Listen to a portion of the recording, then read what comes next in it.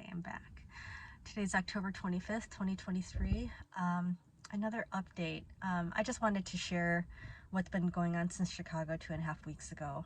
So, right after the race, I was just like, what is going on? My legs are so flat. I have no strength in my muscles or my joints or my tendons or my ligaments. And I was like, so I did some research, and I'm pretty sure I have IBS, which got really much worse since getting food poisoning a few months ago.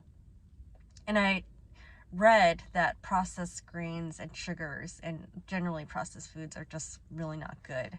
And so I think I have leaky gut.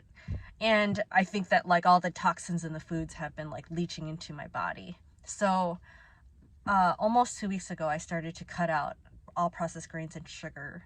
And I mean, not all, but it's drastically cut down, because before I was eating absurd quantities of processed grains and sugar, because I'm actually quite an avid baker, and I was eating a lot of bread and cookies like pretty much every day.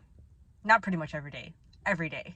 So I cut that down, and actually things felt even worse. So I was at my wit's end, and I've been up like until 3 o'clock every morning, like staying up all night trying to figure out what's going on. And I think I've cracked the code.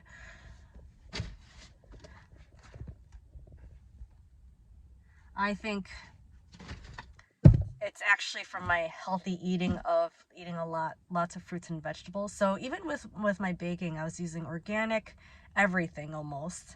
And I was, in addition, I mean, I just eat a lot. So yes, I was eating a lot of breads and cookies, but I was also eating a lot of fruits and vegetables. And then I also eat fish. I don't eat chicken or pork or beef.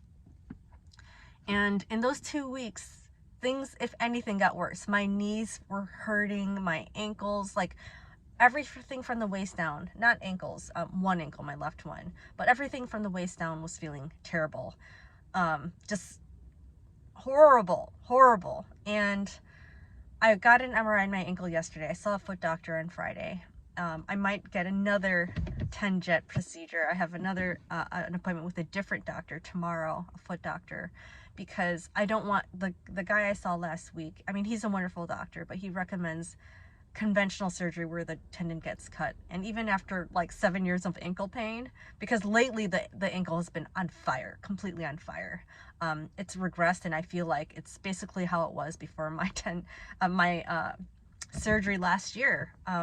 It looks the same, actually. It's puffy, and it doesn't look right. So I set an appointment with another ankle doctor tomorrow. I'm hoping to actually get another 10-jet surgery and lowering my oxalate levels, because turns out like a lot of fruits and vegetables are high in oxalate, and especially the ones that I eat. Beets, I'm big into beets. That's really high in oxalates. Almonds, I eat a ton of almonds, and when I cut out the processed grains, I was baking with almond flour. And chocolate, I'm a big dark chocolate eater, and when I was cutting out the processed grains, I was also using 100% dark chocolate, and that's super high in oxalates. And yeah, I just felt like everything from the waist down was completely on fire.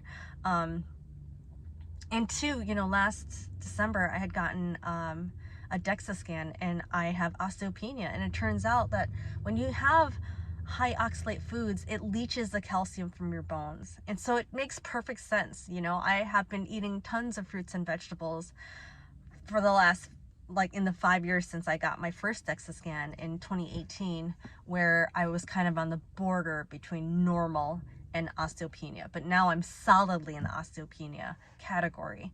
And I genuinely think it's from all the high oxalate foods that I have been eating, thinking I was being super healthy, and wondering why, my twin sister, who seems to eat much junkier foods than me, is not dealing with these issues.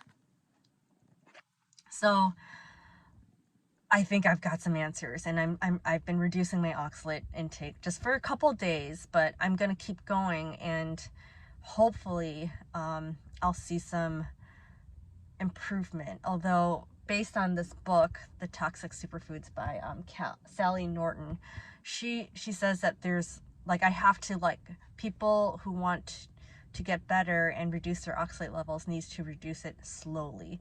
So I'm one who tends to go like all in and then, you know, not do anything. Like it's pretty like, you know, all or nothing for me.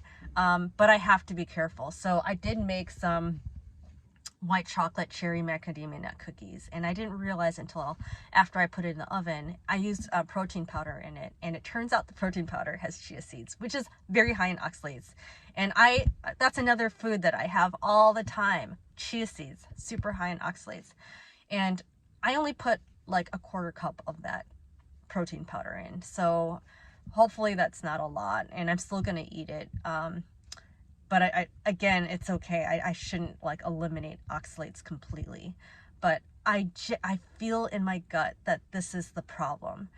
It just makes perfect sense, and I'm gonna be very, very careful. I've been Googling like everything. Like every time I put something, I'm about to eat something, I'm like, check Google, see what the oxalate level is, you know, because some things are sky high and some things are actually pretty low, like macadamia nuts. That's why I put it in the cookies I just baked. They're pretty low. Cherries, those are low. But then, and I had pears this morning with my kefir.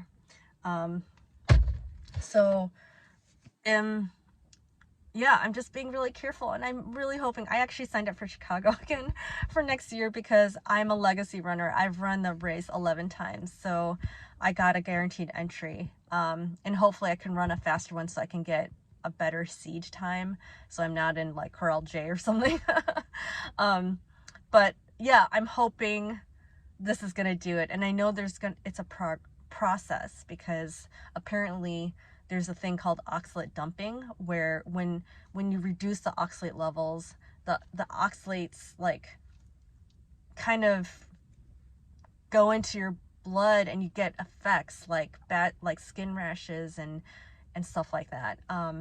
But whatever, if I get it, then I know it's working. But apparently it's dangerous if you do if you cut down the oxalate levels too drastically. Like it can have like horrible, dangerous effects, like really, really bad. So it's safer to do a little bit at a time. But yeah, I am kind of relieved. I feel that this is the answer, and thank goodness for Sally Norton. I am excited to see how this is going to turn out, because I haven't felt like myself in a very, very long time, and it's not normal for me to have these injuries that won't heal. Like it's bonkers that these injuries have been around for, you know, maybe up to 7 years. My left ankle has been hurting for 7 years, and it's even after 2 surgeries, it's still not right. And I really think it's the oxalates. So we'll see. This is hopefully the start of a good chapter. Here's the hoping. So fingers crossed. So that's that. Hope you're well. I'll give another update, not sure when, but until then, take care. Bye.